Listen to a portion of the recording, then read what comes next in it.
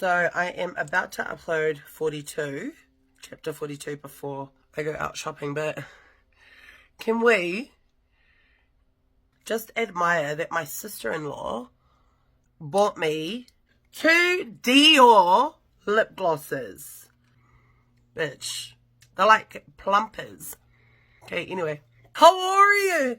Also, I have a feeling that I might be suspended on TikTok because I've apparently done some community guidelines on some of the videos. So some of the words are going to be replaced that you send in, or I will just make up another word down the bottom. So let's just get started. Okay, chapter 42. This story happened to one of the girls I knew at school. We'll call her Malepe.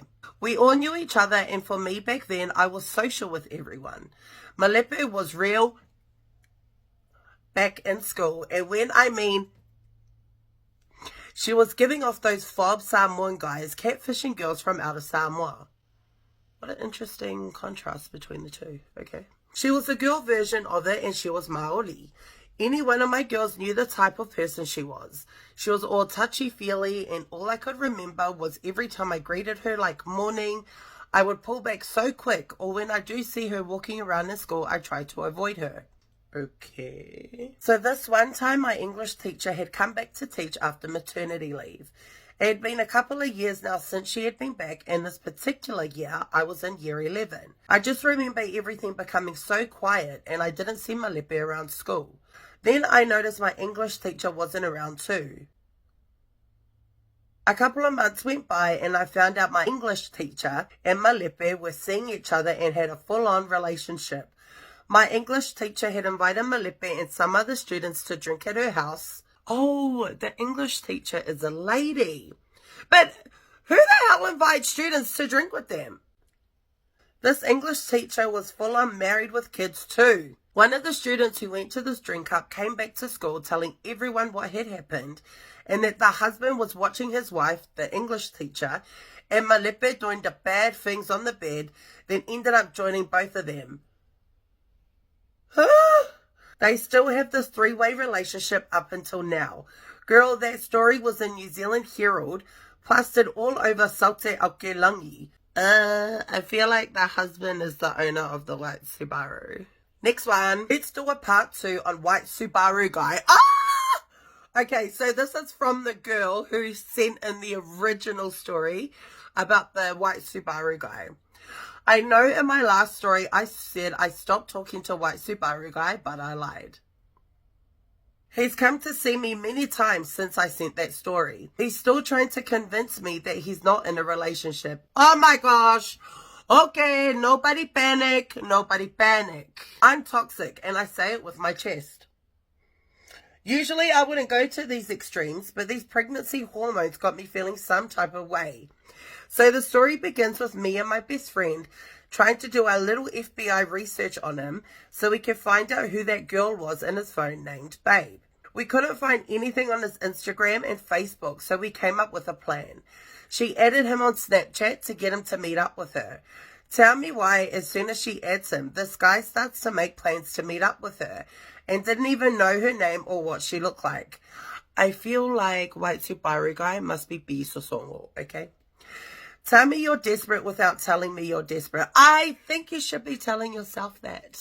Anyways, they set up a time and place. We pulled up to where he said to meet up. It was literally down the road from me, because the same time he was talking to her, he was texting me saying he wanted to see me. But I told him I was going to dinner and maybe I'll see him later. So anyways, we pull up to the spot. We parked our car opposite his car so I can watch everything. We told him to hop out of the car and he got out of his Subaru. It was definitely him.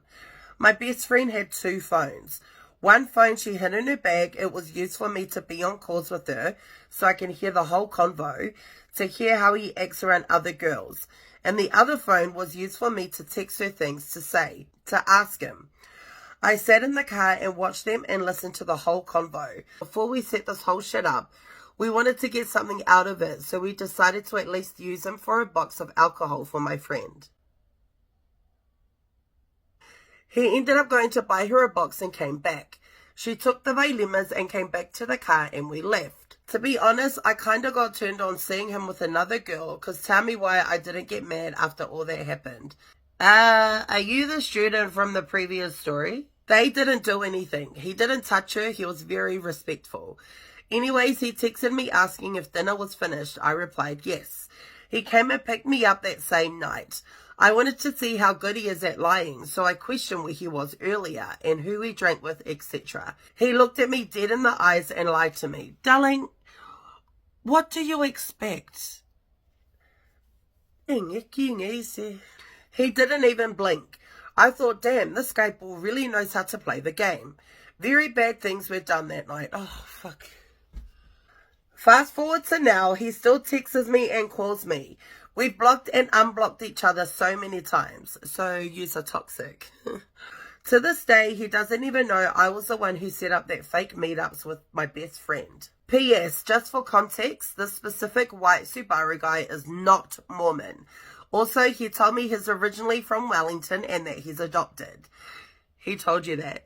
Why would you believe anything he says? The last time he came to see me, he wasn't using his white Subaru. It was at the mechanics. If you're watching this, hi daddy, come see me soon. Also, P.S. He works security at a well-known club in town, but doesn't work there anymore. Is that how you're going to leave your story? Like how he left you? Just kidding. Just kidding.